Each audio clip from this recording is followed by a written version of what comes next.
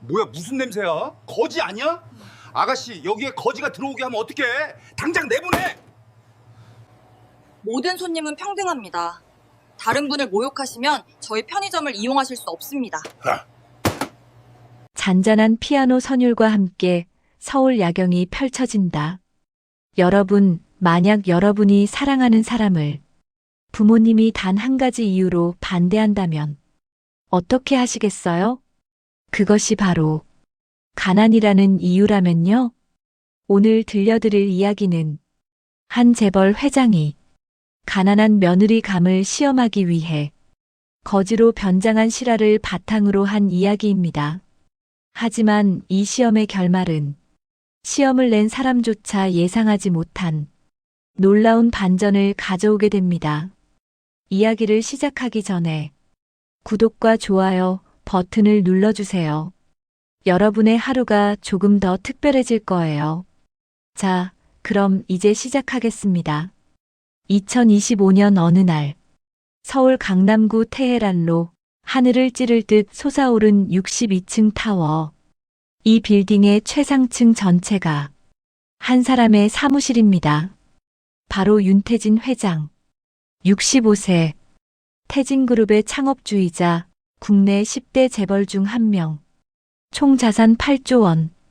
건설, 유통, 금융을 아우르는 거대 기업의 정점에 선 남자.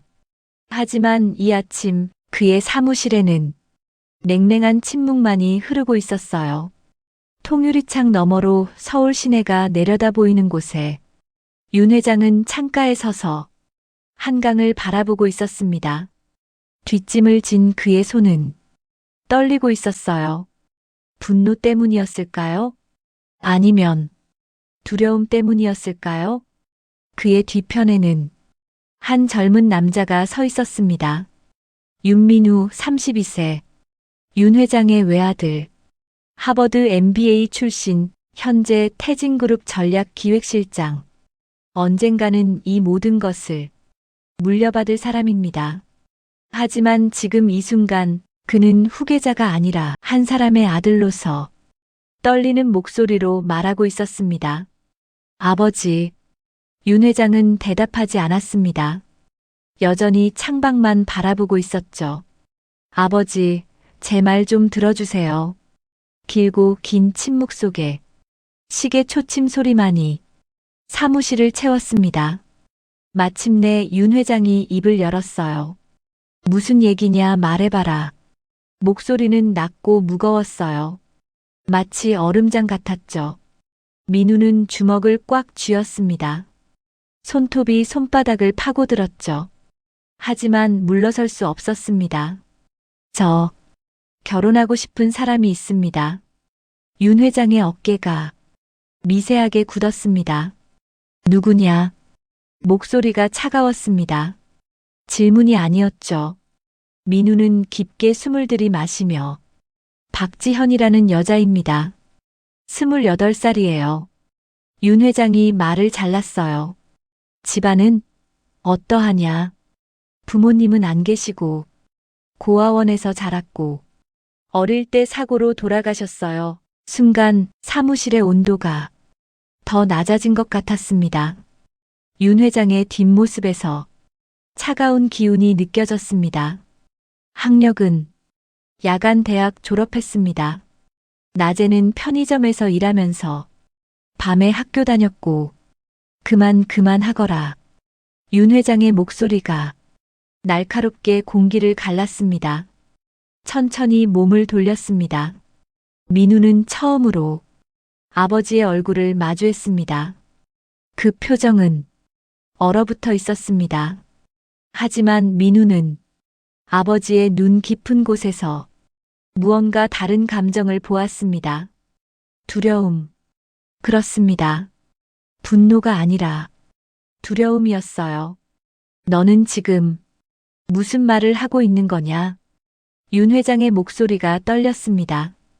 고아원 출신의 편의점 알바생을 우리 집안에 들이겠다고? 태진그룹 후계자 될 내가 그런 배경을 가진 여자를 데려오겠다고? 민우는 고개를 들었습니다.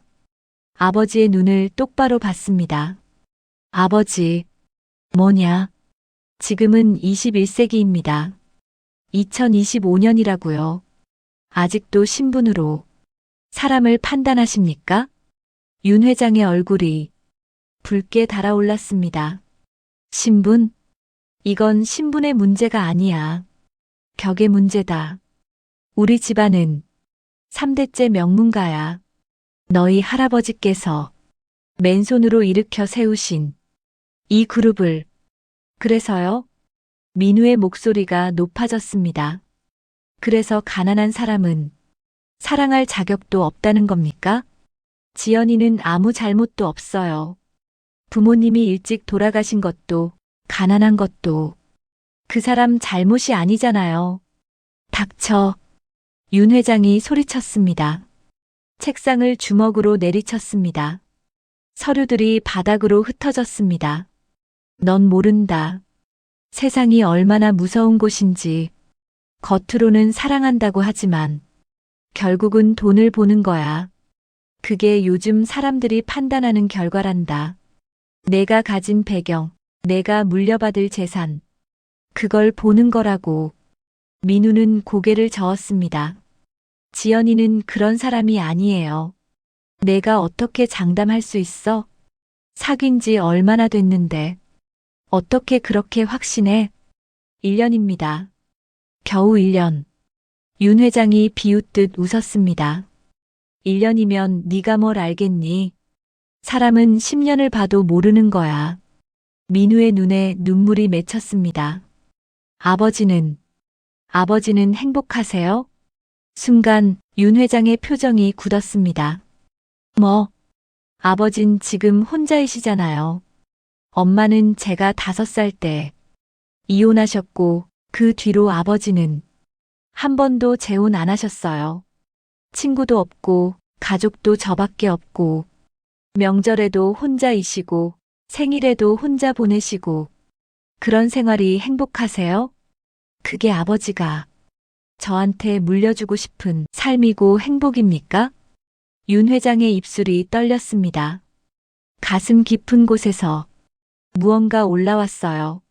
아픔이었어요. 30년 동안 꾹꾹 눌러 담아둔 외로움이었죠. 하지만 그는 그 감정을 드러내지 않았어요. 평생 그래왔듯이 윤 회장은 마치 자신의 마음을 들킨 것처럼 화를 내며 나가라, 당장 내 앞에서 사라져. 아버지, 나가라고 했다. 민우는 떨리는 손으로 주머니에서 작은 사진 한 장을 꺼냈습니다. 책상 위에 놓았습니다. 이 사람이 박지현입니다. 제발 한 번만 만나주세요. 직접 보시면 알 거예요. 얼마나 좋은 사람인지. 윤 회장은 사진을 보지 않았습니다. 그저 고개를 돌릴 뿐. 민우는 깊게 인사하고 사무실을 나갔습니다. 문이 닫힌 후 윤 회장은 그제야 사진을 집어들었습니다. 사진 속에는 환하게 웃고 있는 한 여자가 있었습니다. 편의점 유니폼을 입고 박지현이라는 이름표를 달고 있었어요. 맑은 눈, 순수한 미소. 윤 회장의 손이 떨렸습니다. 왜냐하면 그 미소가 누군가를 닮았기 때문이죠. 30년 전 자신이 사랑했던 여자, 강은주. 윤 회장은 천천히 의자에 앉아 서랍을 열었습니다. 가장 깊은 곳, 아무도 모르는 비밀 칸, 낡은 사진 한 장을 꺼냈습니다. 흑백 사진, 빛바랜 종이.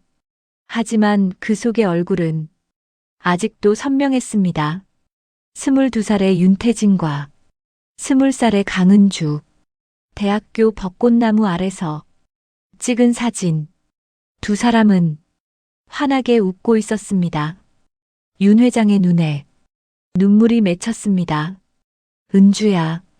그는 나지막이 중얼거렸습니다. 때는 35년 전, 1995년 봄, 서울대학교 캠퍼스. 벚꽃이 휘날리는 교정에서 두 남녀가 걷고 있습니다. 35살의 윤태진. 당시에는 그룹 회장의 아들, 이제 막 MBA를 마치고 귀국한 엘리트였어요. 그리고 강은주. 평범한 가정의 딸. 국문과 3학년. 태진 씨, 우리 평생 함께하자. 은주가 윤태진의 팔짱을 끼며 물론이지. 나는 너만 있으면 다른 건 아무것도 필요 없어. 라고 이야기하며 좋은 나날들을 보냈죠. 하지만 그 행복은 오래가지 못했습니다. 윤태진의 아버지, 대 회장이 둘의 관계를 알게 된 것입니다. 당장 헤어져. 회장 집무실에서 대 회장이 책상을 내리치며 소리칩니다. 우리 집안에 그런 여자는 안 돼. 명문가 교수도 아니고 재벌가 딸도 아니고 그냥 평범한 집안 여자를 며느리로 들릴 수는 없어. 아버지, 하지만 저는 은주를 사랑합니다. 사랑? 사랑으로 밥 먹고 사냐? 넌 이 그룹을 물려받을 사람이야. 벽에 맞는 여자와 결혼해야 한다. 너희는 절대 이루어질 수 없어. 내가 허락하지 않을 테니까. 결국 윤태진은 아버지의 압력에 굴복했습니다. 본인에게 그룹의 미래가 달려 있었거든요. 그리고 은주를 만나 마지막 대화를 나눴습니다. 비 내리는 어느 저녁 작은 카페. 미안해, 은주야. 나 너랑 헤어져야 할 것 같아. 은주의 얼굴이 창백해졌습니다. 왜? 내가 뭐 잘못한 거 있어? 아니, 그게 아니라 우리 집안이 집안? 태진 씨, 우리 서로 사랑하잖아. 진심으로. 미안해. 정말 미안해. 은주는 울지 않았어요. 대신 슬프게 웃었죠. 그리고 포기했다는 듯 말했어요. 나는 괜찮아. 정말 괜찮아. 너는 좋은 사람이야. 언젠가 내가 다시 사랑하는 사람을 만나면 그때는 꼭 그 사람을 지켜줄 수 있었으면 좋겠어. 나한테 미안해하지 마. 그리고 용기 내길 바래. 약속할 수 있지. 윤태진은 대답하지 못하고 그저 고개를 숙였습니다. 그리고 그녀는 일어나 카페를 나가며 뒤돌아보지 않았습니다. 만약 뒤돌아봤다면 은주가 가슴 아파하며 조용히 울고 있는 모습을 봤을 것입니다. 그렇게 사랑하는 여자와 헤어지고 지금까지 외롭게 살았습니다. 잠시 예니를 회상하며 윤 회장은 사진을 내려놓았습니다. 눈가가 촉촉해졌고 조용히 그 눈물을 닦았습니다. 용기를 내라고 했지. 은주야. 하지만 나는 그때도 용기가 없었고 지금도 나는 모르겠어. 그는 다시 박지현의 사진을 들었습니다. 이 여자가 정말 민우를 사랑하는 걸까? 아니면 돈을 보는 걸까? 윤 회장의 머릿속에 한 가지 생각이 스쳤습니다.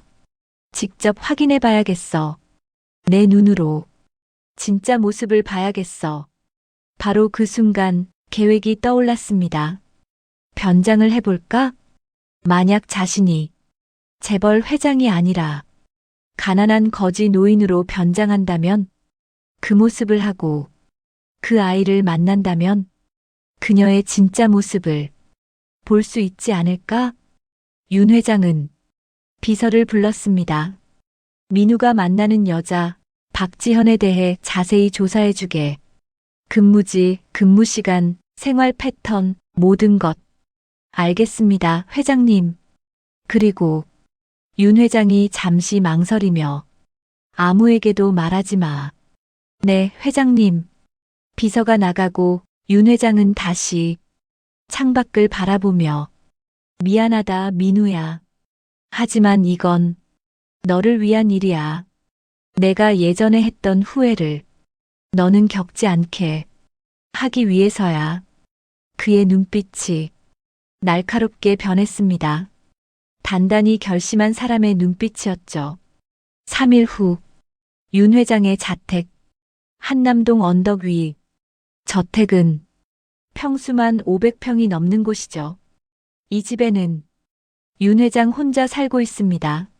새벽 5시, 윤 회장은 평소보다 일찍 일어나서 거울 앞에 섰습니다. 65세의 얼굴, 잘 관리된 피부, 정리된 은발머리, 단정한 모습.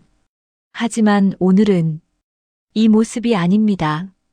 윤 회장은 집 안창고로 갔습니다. 아무도 들어가지 않는 구석진 창고, 먼지가 쌓인 상자들 사이에서 낡은 옷들을 찾았습니다. 40년 전 그가 대학생이었을 때 입던 옷들, 낡은 패딩 점퍼, 구멍난 청바지, 달아빠진 운동화. 윤 회장은 그 옷들을 꺼내 천천히 입기 시작했습니다. 먼저 평소 입던 비단 잠옷을 벗었고 5천만 원짜리 시계도 풀어서 서랍에 넣었습니다. 명품 속옷 대신 싸구려 네일을 입고 낡은 청바지를 입어보았는데 허리가 좀 헐렁했어요. 30년 사이에 체형이 변했으니까요.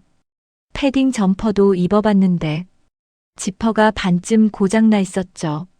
그리고 운동화도 신어봤습니다. 밑창이 닳아서 걸을 때마다 삐걱거렸습니다. 마지막으로 오래된 모자를 눌러 쓰고 다시 거울 앞에 섰는데 거울 속에는 낯선 사람이 있었습니다. 초라한 노인, 길거리에서 흔히 볼 수 있는 그런 노인. 윤 회장은 자신의 모습을 보며 쓴웃음을 지었습니다. 이게 나였구나. 그는 일부러 머리를 헝클어뜨렸습니다. 면도도 하지 않아 수염이 조금 자라 있었습니다. 완벽했습니다. 누가 봐도 가난한 거지노인이었습니다. 윤 회장은 지갑을 확인했습니다. 평소 지갑에는 수천만 원어치의 신용카드와 현금이 들어 있었습니다. 하지만 오늘은 그걸 모두 빼냈습니다. 대신 낡은 지갑에 500원짜리 동전 몇 개만 넣었습니다. 총 2,000원. 이게 오늘 그가 가진 전부입니다. 주머니에서 박지현의 근무 일정표를 꺼냈습니다. 신촌점 근무. 오후 9시부터 새벽 3시까지. 윤 회장은 시계를 봤습니다. 오전 6시. 아직 시간이 많이 남았습니다. 그는 집을 나서며 운전기사를 부르지도 않고 비서에게도 연락하지 않았습니다. 혼자 걸어서 대중교통을 이용하기로 했습니다. 40년 만에 타보는 지하철이었죠. 윤 회장은 지하철역으로 내려갔습니다. 교통카드가 없어서 현금으로 표를 샀는데 창구 직원이 이상하게 쳐다봤습니다. 요즘 누가 현금으로 표를 사냐는 표정이었죠. 지하철을 탔는데 출근 시간이라 사람들로 가득했습니다. 윤 회장은 구석에 서 있었는데 사람들이 슬쩍슬쩍 피해갔습니다. 아마도 낡은 옷 때문일 거예요. 한 젊은 여자가 코를 막으며 옆으로 비켰습니다. 휴냄새나. 작은 목소리였지만 윤 회장은 들었습니다. 가슴이 아팠어요. 나는 평생 최고급 향수를 뿌리고 다녔는데 겉모습이 이렇게 초라하면 사람들은 이렇게 대하는구나. 윤 회장은 처음으로 깨달았죠. 가난하다는 것이 얼마나 외로운 일인지 뼈저리게 느끼고 있었습니다. 신촌역에 도착하자 윤 회장은 천천히 계단을 올라갔습니다. 일부러 구부정하게 걸으며 노인처럼 거리를 걸었습니다. 대학가라서 젊은 사람들이 많았습니다. 그들은 윤 회장을 거들떠도 보지 않았어요. 투명인간처럼요. 윤 회장은 이 느낌이 낯설었습니다. 평소에는 어딜 가나 사람들이 알아보며 윤 회장님 하며 인사했습니다. 하지만 지금은 아무도 그를 알아보지 못했죠. 아니, 알아보려고 하지도 않았습니다. 편의점이 보였습니다. GS25 신촌점. 바로 박지현이 일하는 곳이구나. 윤 회장은 멀리서 편의점을 바라봤습니다. 아직 오후 8시. 박지현이 출근하기 전이라 근처 공원 벤치에 앉았습니다.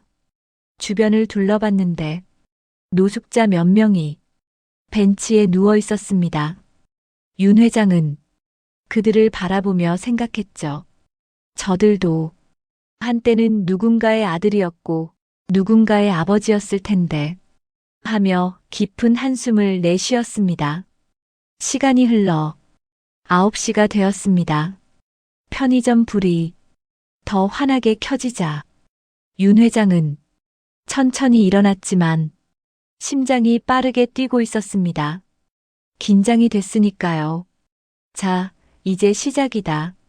편의점 문을 열고 들어갔습니다. 문 열리는 소리에 어서 오세요. 밝은 목소리가 들려왔어요. 윤 회장은 고개를 들었습니다.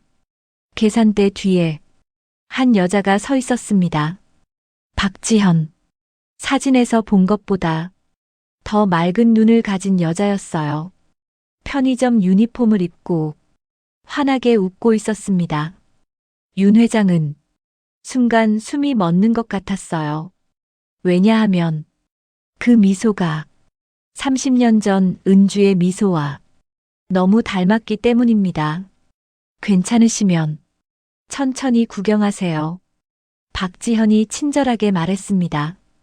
윤 회장은 고개를 끄덕이고 편의점 안으로 들어갔습니다. 일부러 천천히 구부정하게 걸으며 라면 코너로 갔습니다. 가장 싼 라면을 집어들었습니다. 컵라면 1,500원. 그리고 계산대로 갔습니다. 박지현이 밝게 웃으며 바코드를 찍었습니다. 1,500원입니다. 윤 회장은 일부러 당황한 표정을 지으며 주머니를 뒤적였습니다. 500원짜리 동전 몇 개가 짤랑거렸습니다. 하나, 둘, 셋. 아. 윤 회장이 작은 소리로 중얼거리며 돈이 부족하네. 손바닥 위에 동전을 놓으며 총 1,000원. 박지현은 그 모습을 조용히 지켜봤습니다. 윤 회장은 박지현의 반응을 살피며 과연 어떻게 나올까? 귀찮아할까? 무시할까? 아니면 온갖 생각들을 하고 있었죠. 그때 어르신 박지현이 부드럽게 말했습니다. 잠깐만 기다려주세요. 그녀는 자신의 가방을 꺼내서 거기서 작은 지갑을 열었습니다. 그리고 500원짜리 동전을 꺼내며 제가 드릴게요. 윤 회장은 깜짝 놀랐습니다. 아니, 괜찮아요. 내가 어떻게? 괜찮아요, 어르신. 날씨도 춥고 따뜻한 거 드셔야죠. 박지현이 웃으며 말했습니다. 그리고 라면에 뜨거운 물을 부어줬습니다. 저기 테이블에 앉아서 드세요. 윤 회장은 말없이 고개를 숙이며 감사의 인사를 했지만 목소리가 떨렸어요. 연기가 아니라 진짜로 떨렸습니다. 테이블에 앉아서 라면을 먹는 척하며 박지현을 관찰했습니다. 그녀는 다른 손님들을 대하고 있었습니다. 대학생이 들어왔습니다. 담배 한 갑이요. 네, 어떤 걸로 드릴까요? 말보로요. 4,500원입니다. 대학생은 카드로 계산했으며 박지현은 똑같이 환하게 웃으며 대했습니다. 다음으로 정장 입은 직장인이 들어왔습니다. 도시락 좀 데워주세요. 네, 잠깐만요. 박지현은 전자레인지에 도시락을 데워주었죠. 그 사이에 맛있게 드세요 하며 물티슈도 챙겨줬습니다. 윤 회장은 그 모습을 지켜봤습니다. 누구에게나 똑같구나.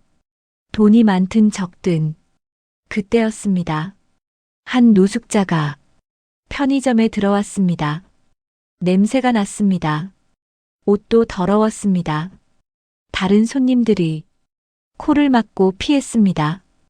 박지현의 표정이 어떻게 변할까? 윤 회장은 숨을 죽이고 지켜봤습니다. 노숙자가 조심스럽게 물었습니다. 저 화장실 좀 써도 될까요? 박지현이 환하게 웃었습니다. 네, 저쪽에 있어요. 편하게 쓰세요. 고맙습니다. 노숙자가 들어가고 박지현은 청소도구를 꺼냈습니다. 화장실을 쓰고 나올 걸 대비해 미리 준비하는 것이었습니다. 윤 회장의 가슴이 뜨거워졌습니다.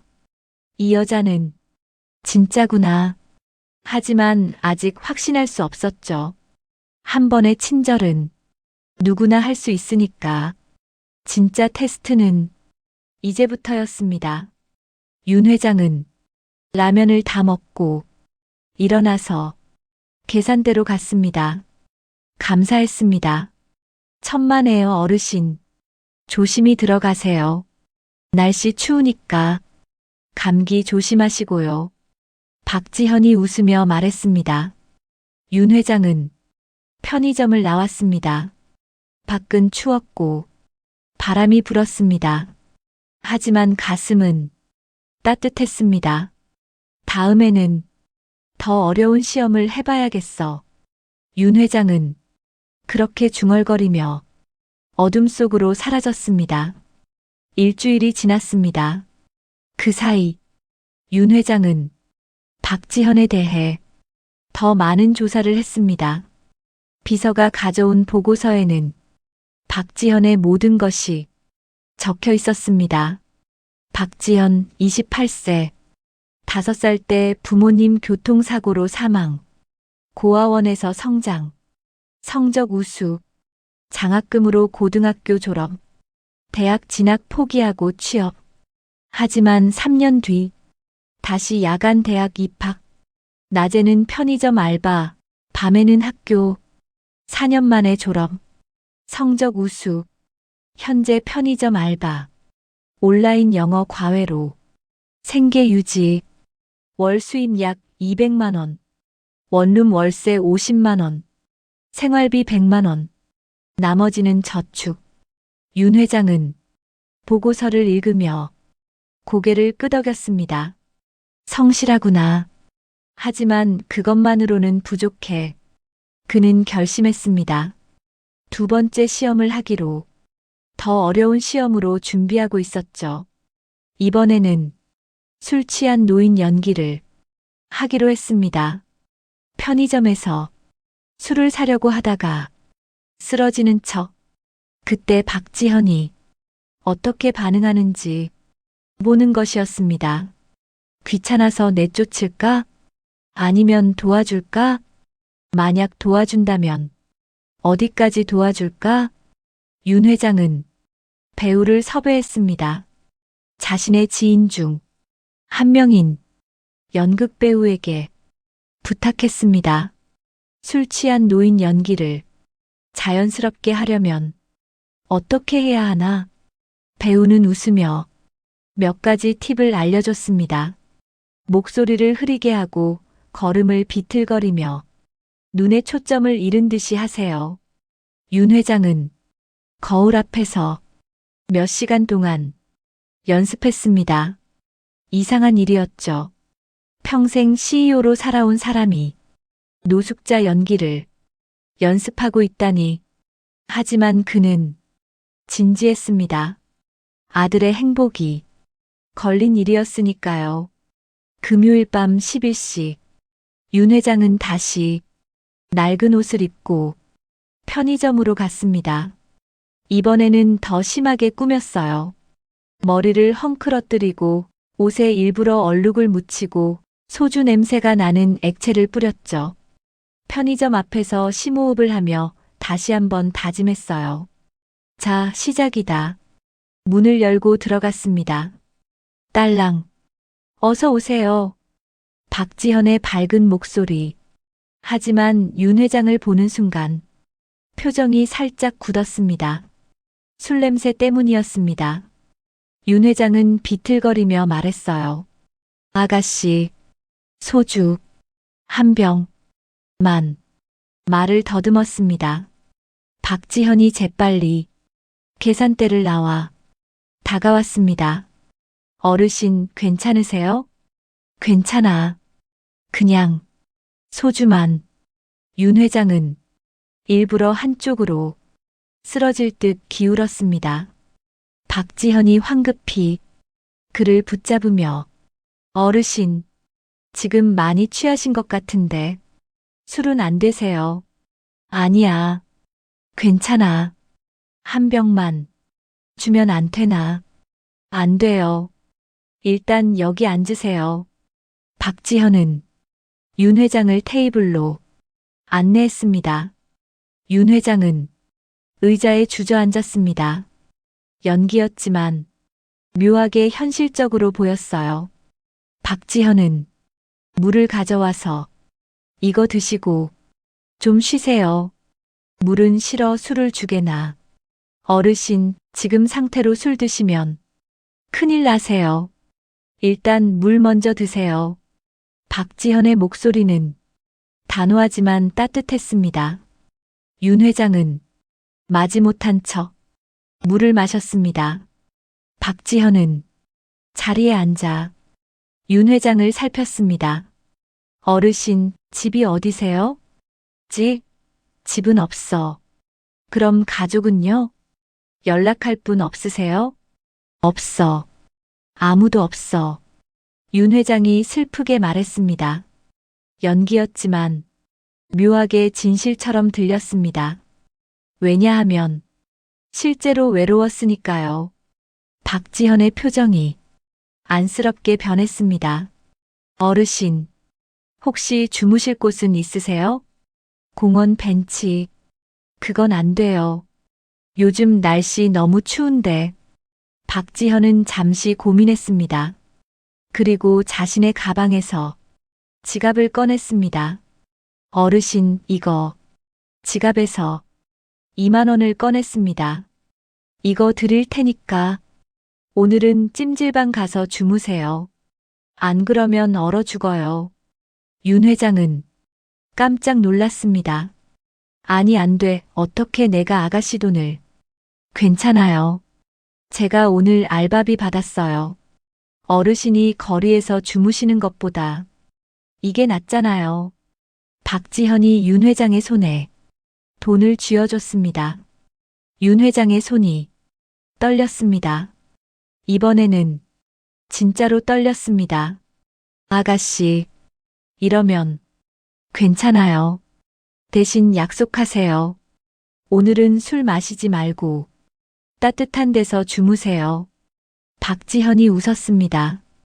윤 회장은 그 미소를 보며 가슴이 뭉클해졌습니다. 편의점 알바비가 얼마나 될까? 하루에 기껏해야 78만 원? 그중 2만 원이면 거의 4분의 1인데 그 돈을 낯선 노인에게 주는 것인가? 이 여자는 정말 특별하구나. 윤 회장은 그 돈을 받았습니다. 고마워요. 정말 고맙습니다. 진심이었습니다. 박지현은 웃으며 손을 흔들었습니다. 괜찮아요. 조심히 가세요. 윤 회장은 천천히 일어나 편의점을 나왔습니다.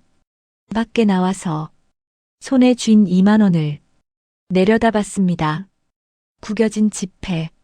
하지만 그 안에는 따뜻한 마음이 담겨 있었습니다. 윤 회장의 눈에 눈물이 맺혔습니다. 은주야, 이 여자가 너를 닮았어. 가난해도 남을 돕는 그 마음이. 그는 주머니에서 휴대폰을 꺼냈습니다. 비서에게 메시지를 보냈습니다. 2만 원을 박지현 계좌로 입금해. 익명으로. 곧 답장이 왔습니다. 알겠습니다, 회장님. 윤 회장은 찜질방으로 가지 않았어요. 대신 차를 불러 집으로 돌아갔습니다. 집에 돌아와 샤워를 하고 거울을 봤습니다. 다시 재벌 회장 윤태진으로 돌아온 모습. 하지만 마음은 여전히 흔들리고 있었습니다. 두 번째 시험도 통과했어. 하지만 마지막 시험이 남았어. 가장 중요한 시험이. 윤 회장은 창밖을 바라봤습니다. 서울의 야경이 오늘따라 유난히 반짝였습니다. 박지연, 넌 정말 진심일까? 아니면 나처럼 외로운 노인을 이용하려는 걸까? 아직 확신할 수 없었습니다. 마지막 시험을 준비해야 했습니다. 가장 잔인한 시험. 진짜와 가짜를 완벽히 구분할 수 있는 시험을. 2주가 지났습니다. 그 사이 윤 회장은 박지현을 계속 관찰했습니다. 편의점뿐만 아니라 일상생활까지 비서를 통해 모든 것을 파악했습니다. 보고서가 올라왔습니다. 박지현의 하루. 오전 7시 기상. 오전 8시에서 오후 5시까지 온라인 영어 과외. 오후 6시에서 8시까지 저녁 식사 및 휴식. 오후 9시에서 새벽 3시까지 편의점 알바. 새벽 4시에 귀가 및 취침. 주말은. 토요일은 도서관에서 독서. 일요일은 고아원 봉사활동. 윤 회장은 일요일 고아원 봉사활동 이라는 부분에서 멈췄습니다. 봉사활동. 더 자세한 보고서를 요청했습니다. 박지현은 매주 일요일 자신이 자란 고아원을 방문합니다. 아이들에게 영어를 가르쳐주고 같이 놀아주고 때로는 자비로 간식을 사줍니다. 월 수입 200만 원 중 30만 원 정도를 고아원과 아이들을 위해 씁니다. 윤 회장은 보고서를 읽으며 숙연해졌습니다. 이 여자는 자신도 힘든데 남을 돕고 있구나. 하지만 여전히 의심은 남아 있었습니다. 혹시 이것도 계산된 행동은 아닐까? 민우가 착한 사람을 좋아한다는 걸 알고 일부러 착한 척 하는 건 아닐까? 윤 회장은 마지막 시험을 준비했습니다. 이번 시험은 지금까지와는 차원이 달랐습니다. 윤 회장은 배우를 한 명 더 고용했습니다. 30대 남자. 고급 정장을 입히고 명품 시계를 채우고 고급 승용차를 대여했습니다. 그리고 시나리오를 짰습니다. 이 남자가 편의점에 들어가서 물건을 사며 소리친다. 그리고 내가 노숙자 차림으로 들어가고 남자는 나를 보고 모욕하는 척 연기하는 거였죠. 그때 박지현이 어떻게 반응하는지 봐야 하는데 만약 박지현이 돈 많은 손님 편을 든다면, 만약 그녀가 가난한 노인을 무시한다면, 그렇다면 그녀는 가짜가 분명하다. 돈을 보는 사람일 거야. 하지만 만약 그녀가 원칙을 지킨다면, 모든 사람을 평등하게 대한다면, 그렇다면 윤 회장은 숨을 깊이 들이쉬었습니다. 그렇다면 인정하겠어. 내가 틀렸다고. 신분이나 배경이 중요한 게 아니라 사람 자체가 중요하다고. 다음 날 모든 것을 준비하고 마지막 시험을 하기 위해 출발했습니다. 편의점은 한산했습니다. 손님이 거의 없었고 박지현은 혼자 진열대를 정리하고 있었습니다.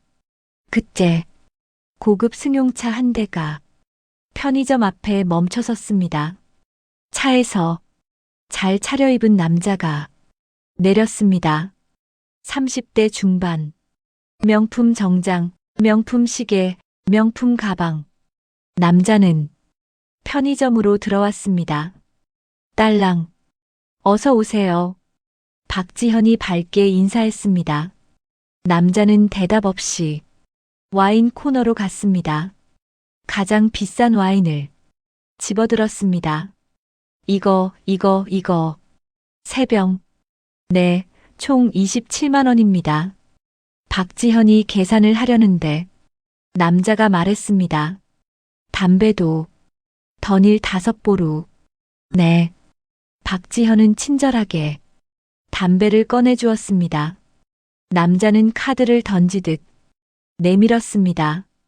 박지현은 그래도 미소를 잃지 않고 계산을 진행했습니다. 바로 그때 편의점 문이 열렸습니다. 딸랑, 누추한 차림의 노인, 윤태진 회장이었습니다. 평소보다 더 심하게 꾸몄어요.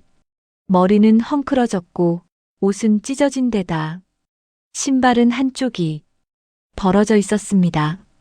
윤 회장은 비틀거리며 들어왔습니다. 남자 배우가 윤 회장을 보더니 코를 막고 짜증을 냈어요. 우에 과장된 제스처였습니다. 뭐야, 냄새 나네. 이봐요, 아가씨, 이런 사람을 왜 들어오게 해? 박지현의 미소가 사라졌습니다. 손님, 이분도 손님이십니다. 손님? 저런 거지가? 남자가 비웃었습니다. 윤 회장은 박지현의 반응을 조심스럽게 살폈습니다. 과연 어떻게 나올까?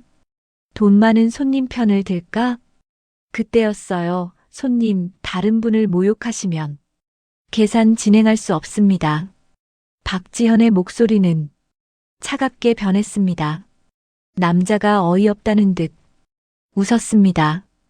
뭐, 내가 돈을 얼마나 쓰는데 저런 거지가 뭘 사겠다고 여기 왔어? 500원짜리 과자. 남자의 목소리가 더 커졌습니다. 윤 회장은 일부러 작아지는 척했습니다. 움츠러들고 고개를 숙이고 박지현이 계산대에서 나왔습니다. 남자와 윤 회장 사이에 섰습니다. 손님, 금액과 상관없이 모든 손님은 평등합니다. 다른 분을 모욕하시면 저희 편의점을 이용하실 수 없습니다. 박지현의 목소리는 떨렸습니다. 하지만 단호했습니다. 남자는 믿을 수 없다는 듯 박지현을 쳐다봤습니다. 지금 날 쫓아내는 거야? 27만 원짜리 손님이 먼저 다른 분을 쫓아내려 하셨습니다. 박지현이 대답했습니다. 야, 이거 재미있네. 너 알바생이지? 점주 어딨어? 점주한테 말할 거야. 이런 식으로 장사하면 재미없다고 말이야. 그러세요. 하지만 저는 제 원칙을 지킬 겁니다. 박지현은 한 발짝도 물러서지 않았습니다. 남자는 혀를 찼습니다. A씨, 와인과 담배를 집어 던지듯 내려놓고 편의점을 나갔고 차를 타고 요란하게 출발했습니다. 편의점이 조용해졌어요. 박지현은 깊게 숨을 쉬었으며 손이 떨리고 있었습니다. 윤 회장은 그 모습을 보았습니다. 떨리는 손, 두려웠을 것입니다. 점주한테 뭐라고 들을지, 혹시 잘릴지 걱정됐을 것입니다. 하지만 그녀는 원칙을 지켜냈죠. 박지현이 윤 회장을 돌아보며 어르신, 괜찮으세요? 목소리는 여전히 부드러웠습니다. 윤 회장은 고개를 끄덕였지만 말이 나오지 않았습니다. 감동했기 때문입니다. 저런 사람은 신경 쓰지 마세요. 세상에는 좋은 사람이 더 많으니까요. 박지현이 웃었습니다. 하지만 그 웃음 뒤에는 슬픔이 숨어 있었습니다. 윤 회장은 떨리는 목소리로 물었습니다. 아가씨, 왜 그렇게까지 했어요? 저 사람은 돈이 많고 많이 팔아주는 손님인데. 박지현은 잠시 생각을 하다가 조용히 대답했습니다. 어르신, 사람은 돈으로 나누는 게 아니에요. 저도 가난하게 자라서 무시당하는 게 얼마나 아픈지 알아요. 누군가를 돈이 없다고 함부로 대하는 건 사람으로서 해서는 안 되는 일이에요. 박지현의 눈에 눈물이 맺혔습니다. 저는 제가 만나는 모든 분이 소중해요. 돈이 많든 적든 옷이 좋든 나쁘든 모두 똑같이 귀한 사람들이에요. 그 순간 윤 회장의 눈에서 눈물이 흘러내렸습니다. 참을 수 없었습니다. 아가씨, 목소리가 떨렸습니다. 정말 고마워요. 정말 고마워. 박지현은 웃으며 고개를 저었습니다. 괜찮아요, 어르신. 당연한 일을 한 거예요. 윤 회장은 편의점을 나왔습니다.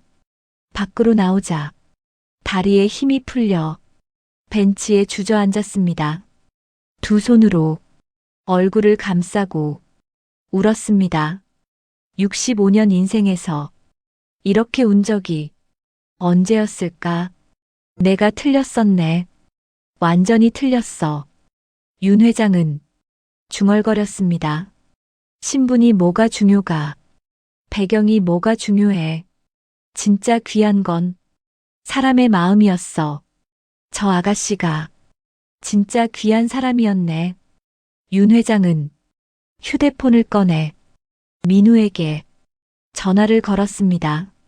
여보세요, 아버지. 민우의 목소리는 조심스러웠습니다. 민우야. 윤 회장의 목소리가 떨렸습니다. 아버지, 무슨 일 있으세요? 미안하다. 네, 내가 틀렸어. 박지현 씨를 반대한 건 내가 틀렸단다. 전화 너머로 침묵. 민우가 놀란 것 같았습니다. 아버지, 무슨 말씀을 하시는 거예요? 상견례 하자. 다음 주 토요일 내가 준비할게. 정말요? 아버지, 정말이세요? 민우의 목소리가 떨렸습니다. 기쁨과 놀라움이 섞여 있었습니다. 그래, 정말이다. 그리고 민우야, 너는 정말 좋은 사람을 만났구나. 아버지가 평생 만나지 못한 그런 사람을 말이야. 윤 회장은 전화를 끊고 하늘을 올려다봤습니다. 오늘따라 별이 유난히 빛나고 있었지요.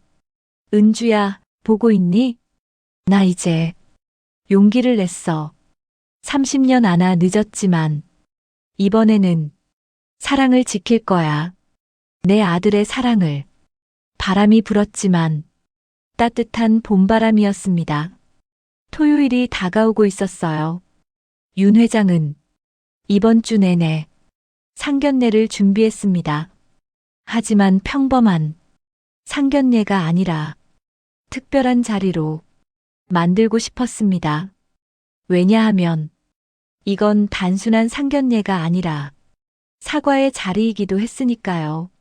월요일 아침 윤 회장은 비서를 불렀습니다. 토요일 상견례 준비해. 네, 회장님. 어디로 예약하시겠습니까? 한남동 그 레스토랑. 프라이빗 룸으로. 알겠습니다. 몇 분 예약하시겠습니까? 3명. 나, 민우, 그리고 박지현 씨. 비서는 놀란 표정을 감추려 했지만 윤 회장은 알아채며 놀랐나? 아, 아닙니다. 회장님, 솔직히 말해도 돼. 네, 조금 놀랐습니다. 박지현 씨를 반대하시는 줄 알았는데요. 윤 회장은 쓴웃음을 지었습니다. 나도 놀랐어. 내가 이렇게 변할 줄은 몰랐지. 비서가 조심스럽게 물었습니다. 회장님, 실례가 아니라면 마음을 바꾸신 이유가 있으신가요? 윤 회장은 잠시 창밖을 바라봤습니다. 내가 틀렸다는 걸 깨달았어. 평생 돈과 신분으로 사람을 판단했는데 그게 틀렸다는 걸. 진짜 귀한 건 사람의 마음이더라고. 비서는 고개를 끄덕였습니다. 알겠습니다, 회장님. 최고의 자리로 준비하겠습니다. 하지만 윤 회장은 손을 저었어요. 아니, 최고가 아니라 최선으로 준비하게. 화려할 필요 없어. 진심이 담기면 돼. 네, 회장님. 비서는 처음 보는 윤 회장의 모습에 놀랐습니다. 평소라면 최고를 외쳤을 텐데 이제는 진심을 말하고 있었습니다. 같은 시각 민우는 박지현과 카페에서 만나고 있었습니다. 지연아, 토요일에 아버지가 보자고 하셔. 박지현의 눈이 커졌습니다. 정말 아버지께서 상견례 하자고 마음을 바꾸신 것 같아. 박지현의 손이 떨렸습니다. 커피잔을 들었다가 내려놓았습니다. 나 잘할 수 있을까? 불안함이 목소리에 묻어났습니다. 민우가 박지현의 손을 꼭 잡았습니다. 괜찮아. 넌 이미 완벽해. 그냥 평소처럼만 하면 돼. 하지만 나는 재벌가 며느리가 될 만한 사람이 아니야. 예절도 잘 모르고 명품도 모르고 골프도 못 치고. 박지현의 눈에 눈물이 맺혔습니다. 민우는 박지현을 꼭 안았습니다. 지연아, 들어봐. 아버지가 원하시는 건 완벽한 며느리가 아니야. 진심 어린 사람이야. 그리고 넌 이미 그런 사람이야. 박지현이 민우의 품에서 울었습니다. 무서워. 거절당하면 어떡해. 안 그럴 거야. 아버지가 먼저 만나자고 하셨어. 이미 마음을 여신 거야. 민우는 박지현을 다독였습니다. 하지만 사실 민우도 긴장되기는 마찬가지였습니다. 손바닥에 땀이 났습니다. 제발 잘 되게 해주세요. 민우는 속으로 기도했습니다. 화요일, 박지현은 고아원을 찾아갔습니다. 평소처럼 아이들을 가르치고 놀아줬습니다. 하지만 마음은 복잡했습니다. 아이들이 다 가고 박지현은 원장 선생님과 차를 마시며 선생님, 제가 좋은 소식이 있어요. 무슨 소식인데? 상견례를 하기로 했어요. 남자친구 아버지가 만나자고 하셨어요. 원장 선생님이 환하게 웃었습니다. 어머, 지연아. 정말 잘 됐다. 축하해. 하지만 박지현의 표정은 밝지 않았습니다. 근데 무서워요. 왜? 뭐가 무서운데? 저 같은 사람이 재벌가에 들어가도 될까요? 부모도 없고 배경도 없고 가진 것도 없는데. 원장 선생님이 박지현의 손을 잡으며 지연아, 넌 가진 게 없는 게 아니야. 넌 세상에서 가장 귀한 걸 가지고 있어. 뭐요? 따뜻한 마음. 원장 선생님이 부드럽게 말했습니다. 너는 어릴 때부터 남을 먼저 생각했어. 자기는 없어도 다른 애들 챙겨주고 힘든 일 있으면 먼저 나서고 그게 얼마나 귀한 건지 아니? 박지현의 눈에 눈물이 맺혔습니다. 선생님, 지연아, 돈이나 배경은 만들 수 있어. 하지만 따뜻한 마음은 만들 수 없어. 타고나는 거야. 그리고 너는 타고났어. 원장 선생님이 박지현을 안았습니다. 자신감을 가져 넌 누구보다 훌륭한 사람이야. 박지현은 원장 선생님의 품에서 한참을 울었습니다. 상견례 전날 밤, 윤 회장은 잠을 이룰 수 없었습니다. 서재에 앉아 은주의 사진을 꺼내보며 은주야, 내일이면 모든 게 달라질 것 같아. 내가 30년 전 잃어버린 것을 내 아들은 지키게 될 것 같아. 윤 회장은 사진을 가슴에 안았습니다. 미안해. 내가 했던 말, 용기를 내라던 말 30년이나 걸렸어. 하지만 이제는 용기를 냈어. 늦었지만 이제야 깨달았지. 같은 시각 민우는 침대에 누워 천장을 바라보고 있었습니다. 내일이면 아버지와 지연이가 만나. 긴장되기도 하고 기대도 됐습니다. 잘 될 거야. 아버지는 좋은 분이야. 지연이를 보시면 알아보실 거야. 민우는 일어나 책상에 앉았습니다. 박지현에게 메시지를 보냈습니다. 지연아, 자고 있어? 곧 답장이 왔습니다. 아니, 못 자겠어. 긴장돼. 나도 그래. 하지만 괜찮을 거야. 우리 서로 사랑하잖아. 응. 고마워. 민우 씨 내 곁에 있어줘서. 당연하지. 평생 곁에 있을 거야. 사랑해. 나도 사랑해. 민우는 미소 지으며 휴대폰을 내려놓았습니다. 같은 시각 박지현은 원룸에서 옷장을 뒤지고 있었습니다. 뭘 입지? 뭘 입어야 좋은 인상을 줄 수 있을까? 옷이 많지 않았습니다. 편의점 알바복, 평상복 몇 벌, 그리고 정장 한 벌. 박지현은 유일한 정장을 꺼냈습니다. 대학 졸업식 때 입었던 정장, 베이지색 원피스, 거울 앞에 서서 자신을 보며 이거면 괜찮을까? 박지현은 불안했습니다. 하지만 다른 선택지가 없으니까 그래, 이거라도 깨끗하게 입자. 박지현은 원피스를 구김 하나 없이 다림질했습니다. 구두도 닦았습니다. 오래된 구두였지만 정성껏 닦으니 반짝거렸습니다. 모든 준비를 마치고 박지현은 침대에 누웠지만 잠이 오지 않았습니다. 제발 잘 되게 해주세요. 박지현은 마음속으로 간절히 기도했어요. 저는 민우 씨를 정말 사랑해요. 진심으로요. 제발 아버님이 저를 받아주시게 해주세요.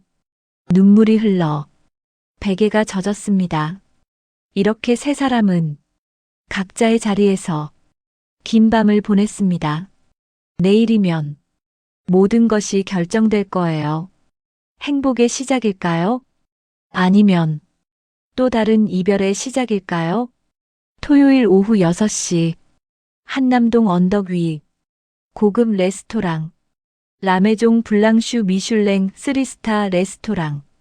윤 회장은 5시 30분에 도착했습니다. 일찍 온 것입니다. 프라이빗 룸을 확인했습니다. 테이블 세팅, 조명, 꽃 장식 모두 완벽했지만 윤 회장은 여전히 긴장돼 있었습니다. 손을 주머니에 넣었지만 땀이 나고 있었어요. 진정해. 이건 좋은 일이야. 긴장할 필요 없어. 스스로에게 말했지만 심장은 빠르게 뛰었습니다. 5시 50분 박지현과 민우가 도착했고 택시에서 내린 박지현은 레스토랑을 올려다봤습니다. 우아한 건물, 샹들리에가 빛나는 입구, 발레 파킹 서비스를 하는 직원들. 여기가 맞아? 박지현이 떨리는 목소리로 물었습니다. 응, 맞아. 민우가 박지현의 손을 잡았습니다. 긴장하지 마. 괜찮아. 하지만 박지현의 손은 차갑고 떨리고 있었습니다. 나 이런 곳 처음이야. 괜찮아. 나랑 같이 있잖아. 두 사람은 레스토랑으로 들어갔습니다. 안내 데스크. 예약하신 분 성함이 어떻게 되시나요? 윤태진입니다. 직원의 표정이 순간 변했습니다. 아, 네. 윤 회장님 일행이시군요. 이쪽으로 모시겠습니다. 직원이 앞장섰습니다. 복도를 지나 프라이빗 룸으로 문 앞에서 박지현은 멈춰서서 숨을 고르려 했습니다. 민우가 박지현을 안심시키듯 미소 지었습니다. 준비됐어? 박지현은 고개를 끄덕였습니다. 하지만 눈에는 불안이 가득했어요. 민우가 문을 열자 부드러운 조명이 비치는 방이 보였습니다. 넓은 테이블, 그 뒤쪽에 한 남자가 서 있었습니다. 창문을 바라보고서 네이비 정장, 반백의 머리. 그 남자가 천천히 돌아섰습니다. 바로 그 순간 박지현의 눈이 커졌습니다. 입이 벌어졌고 숨이 멎었습니다. 작은 소리가 목구멍에서 새어나왔습니다. 왜냐하면 그 남자를 알았기 때문입니다. 편의점에 왔던 그 노인, 키오스크 앞에서 헤매던 할아버지, 500원이 부족해 라면을 못 사던 그 사람, 술 취해서 쓰러질 뻔했던 그 어르신, 바로 그 사람이 지금 눈앞에 고급 정장을 입고 서 있었습니다. 박지현의 머릿속이 하얗게 변했습니다. 이게 무슨... 윤 회장은 조용히 미소 지었습니다. 안녕하세요, 박지현 씨. 아니, 이제는 지연 씨라고 불러도 될까요? 목소리는 부드러웠습니다. 하지만 박지현은 충격 때문에 대답할 수 없었습니다. 민우가 놀라 박지현을 보며 지연아, 괜찮아? 박지현은 떨리는 손으로 민우를 가리켰습니다. 그리고 윤 회장을 가리켰습니다. 저분이 말이 나오지 않았습니다. 윤 회장이 천천히 다가와서 놀라셨죠? 박지현은 뒷걸음질 치며 혼란스러워 했습니다. 어르신이, 아니, 회장님이, 왜, 어떻게, 윤 회장이 고개를 숙였습니다. 깊게, 정확히 90도로, 미안합니다. 박지현은 더 당황했습니다. 아, 아닙니다. 회장님 고개를 드세요. 이러시면. 윤 회장은 천천히 고개를 들었습니다. 눈가가 붉어져 있었습니다. 미안합니다. 당신을 시험한 것, 변장하고 속인 것, 정말 미안합니다. 박지현의 눈에 눈물이 맺혔습니다. 저를 시험하신 건가요? 윤 회장은 고개를 끄덕였습니다. 그래요. 나는 평생 돈과 신분으로 사람을 판단했어요. 그래서 당신도 그럴 거라고 생각했지요. 민우의 돈을 보고 접근한 거라고 생각했죠. 그래서 시험했습니다. 내가 가난한 노인일 때 당신이 어떻게 대하는지. 박지현은 눈물을 흘렸습니다. 그럼 그때 전부 다, 네, 전부 연기였어요. 500원이 부족한 것도, 술 취한 것도 모두 당신을 시험하기 위한 연기였습니다. 박지현은 가슴이 무너지는 것 같았어요. 저는 진심으로 도와드린 건데 목소리가 떨렸습니다. 윤 회장이 다시 다가왔습니다. 알아요. 당신이 진심이었다는 거. 그래서 제가 여기 있는 겁니다. 당신에게 사과하기 위해. 윤 회장은 테이블 위에서 무언가를 꺼냈습니다. 작은 카드, 안심 카드. 박지현이 직접 만들어 노인들에게 나눠주던 바로 그 카드. 이거 기억하시죠? 박지현은 고개를 끄덕였습니다. 이 카드를 받았을 때 저는 감동했습니다. 누군가를 위해 이런 걸 만드는 사람이 있다는 것에 놀랐고, 그리고 그걸 깨달았어요. 내가 틀렸다는 것을. 윤 회장의 목소리가 떨렸습니다. 당신은 500원밖에 없는 노인에게도 자기 돈으로 도왔고, 술 취한 노인에게 찜질방 갈 돈을 줬습니다. 돈 많은 손님이 모욕해도 원칙을 지켰어요. 당신은 진짜였어요. 박지현은 소리 없이 울고 있었습니다. 나는 평생 틀린 생각만 하며 살았어요. 돈이 많으면 사람이 귀한 줄 알고, 신분이 높으면 가치가 있는 줄 알았어요. 하지만 당신을 보고 깨달았습니다. 진짜 귀한 건 사람의 마음이라는 것을. 윤 회장은 박지현의 손을 잡으며 나를 용서해 줄래요? 당신을 의심한 것을요. 그리고 윤 회장은 깊게 숨을 들이쉬며 제발 우리 며느리가 되어주시오. 박지현은 믿을 수 없다는 표정으로 윤 회장을 바라봤습니다. 저 같은 사람을 받아주시는 건가요? 당신 같은 사람이라니요. 윤 회장이 고개를 저으며 당신은 이 세상에서 가장 귀한 사람입니다. 돈보다 사람을 먼저 보는 사람, 권력보다 원칙을 지키는 사람, 무엇보다 진심으로 남을 아끼는 사람. 그런 사람이 우리 집안에 온다면 그건 축복입니다. 윤 회장의 눈에 눈물이 흘러내렸습니다. 나는 30년 전 가장 소중한 사랑을 잃었습니다.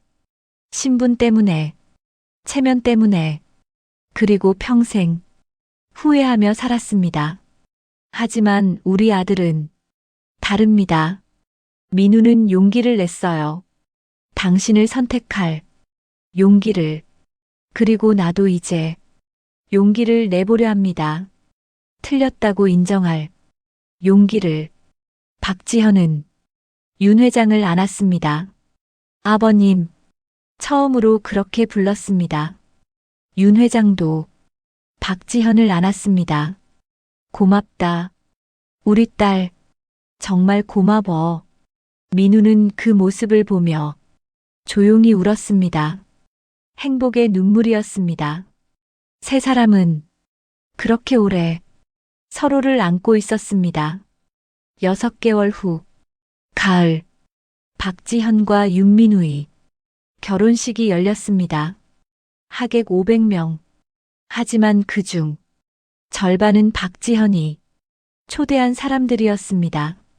고아원 아이들, 편의점 동료들, 과외 학생들, 그리고 평범한 사람들. 윤 회장은 하객들을 보며 미소 지었습니다. 이게 진짜 가족이구나. 결혼식 후 윤 회장은 기자회견을 열었습니다. 오늘부터 태진그룹은 변화합니다. 전 재산의 절반을 장학재단에 기부합니다. 가난한 학생들이 박지현 씨처럼 꿈을 포기하지 않도록. 그리고 앞으로 우리 그룹은 사람을 가장 먼저 생각하겠습니다. 돈이 아니라 사람을. 기자들이 놀랐습니다. 하지만 윤 회장은 확신에 차 있었습니다. 결혼식이 끝나고 윤 회장은 혼자 옥상으로 올라갔습니다. 주머니에서 낡은 사진을 꺼냈습니다. 30년 전 강은주의 사진. 은주야, 보고 있니? 나 드디어 용기를 냈어. 30년 늦었지만 그리고 깨달았어. 내가 했던 말이 맞았어. 사람은 돈이 아니라 마음으로 판단해야 한다고. 바람이 불었습니다. 사진이 바람에 날렸습니다. 윤 회장은 사진을 잡으려 하지 않고 그냥 놓아주었습니다. 사진은 바람을 타고 하늘로 올라갔습니다. 잘 가, 은주야. 이제 평안히 쉬어. 나는 이제 더 이상 후회하지 않을게. 윤 회장은 아래를 내려다봤습니다. 박지현과 민우가 손을 잡고 걷고 있었습니다. 환하게 웃으며 윤 회장은 미소 지었습니다. 고맙다, 지연아. 내가 이 늙은이에게 귀한 걸 가르쳐줘서 진짜 가치가 뭔지, 진짜 행복이 뭔지. 해가 지고 있었습니다.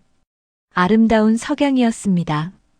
윤 회장은 그 석양을 바라보며 평생 처음으로 진짜 행복을 느꼈습니다. 돈도 아니고 권력도 아니고 명예도 아닌 사랑과 가족이 주는 행복을. 오늘 이야기 어떠셨나요? 때로는 우리가 가진 편견이 진짜 소중한 것을 보지 못하게 만듭니다. 하지만 용기를 내어 마음을 열면 예상치 못한 행복이 찾아올지도 몰라요. 진짜 가치는 돈이나 신분이 아니라 사람의 마음에 있다는 것. 이 이야기가 여러분의 마음에 작은 울림이 되었으면 좋겠습니다. 구독과 좋아요는 더 좋은 이야기를 만드는 큰 힘이 됩니다.